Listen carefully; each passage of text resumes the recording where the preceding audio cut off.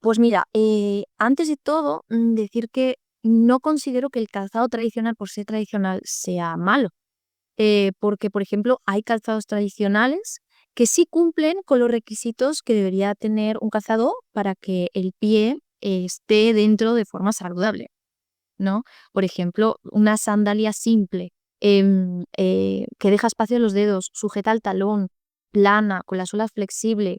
Esas sandalias ya las tenían los romanos, los griegos y muchos más. Por ser tradicional, no es un calzado malo. Ahora, es cierto que el calzado convencional, más que hemos venido usando como este último siglo, ¿no? Estos últimos 100 años o ya 100, ciento y algo, sí que tiende a repetir patrones que pueden ser negativos. Entonces, ahí también ha surgido pues la moda del barefoot, de la moda de este tipo de calzado, y tiene algo muy positivo y es que analiza las funciones que debe tener un calzado para que se adapte al pie y no que el pie se adapte al calzado, ¿vale? Em, por eso no suelo hablar tanto de calzado barefoot como tal, sino de calzado funcional o calzado que funciona para un pie humano, ¿no? ¿Y cuáles serían pues esos requisitos? Son muchos, pero agrupados se pueden entender muy fácil en 5 puntos o 5 pilares, ¿sí?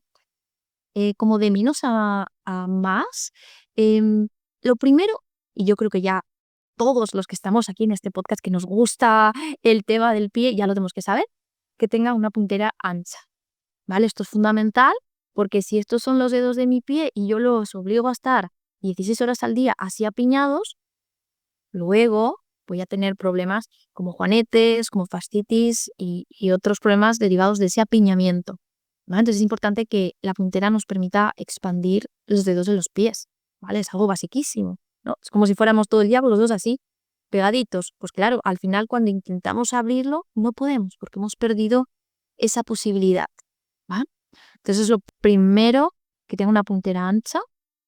Después, considero muy importante que tenga la suela flexible, ¿vale? Hablamos de fuerte y flexible, pues que tenga la suela flexible, porque si vemos cómo es nuestra pisada, al pisar, debería movilizarse esa planta, ¿no? Nosotros no pisamos en plano, sino que pisamos talón, borde externo y metatarso, ¿no? Hay que facilitarle ese movimiento al pie, ¿no? Y si yo tengo una suela muy rígida, que es imposible de doblar, cada pisada me va a obligar a hacer como una pisada en plano, ¿vale? Así que es muy importante que esa suela sea flexible, que me permita movilizar el pie correctamente al caminar, ¿vale? Por ejemplo, en muchas cuestiones como pie plano, fascitis, pues es fundamental que la planta sea flexible, ¿no? Si en los músculos y en la fascia de la planta del pie yo no permito que se muevan a lo largo del día,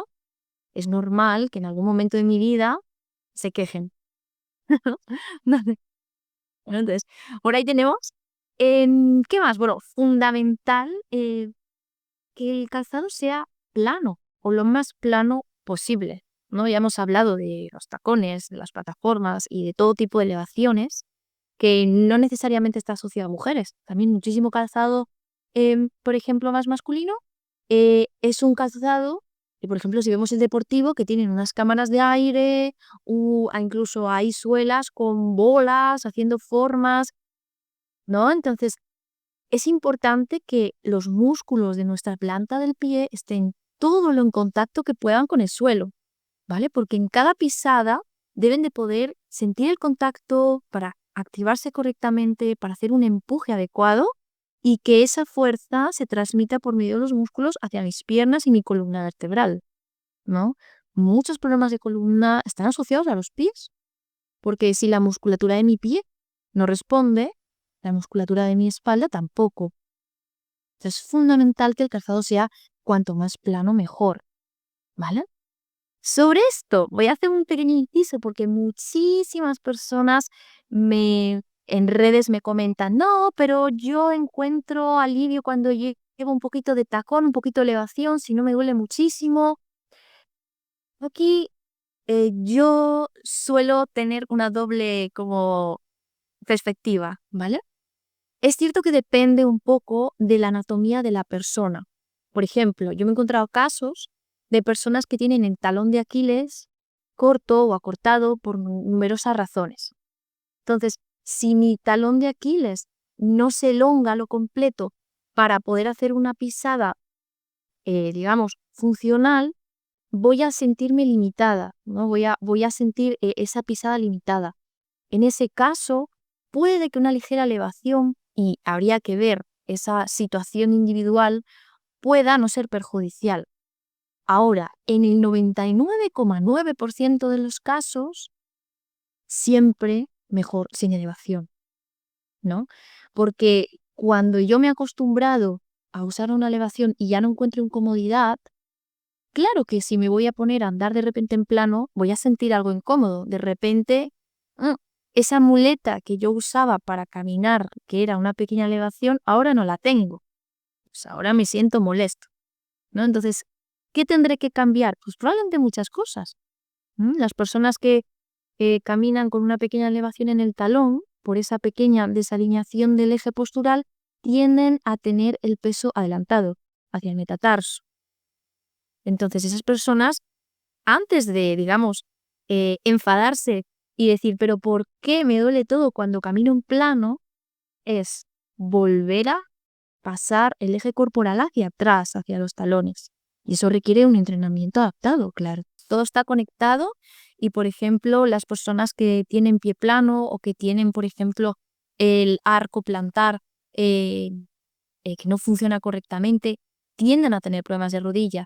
Cuando yo tengo una articulación que no funciona, la de arriba asume su trabajo, cosa que no debería ser. Debería tener un arco activo y una rodilla estable. Pero las personas que tienen un arco desactivo también tienen una rodilla inestable, ¿no? Entonces, digamos que siempre suelo decir que los pies son un buen lugar para empezar a moverse, a reentrenar el cuerpo, porque son la base, ¿no? Es la base de todo. Y si yo me empiezo a trabajar desde la columna, capaz que hay muchas cosas que no voy a poder trabajar bien, ¿vale? Entonces, los pies son siempre un buen lugar para empezar a moverse.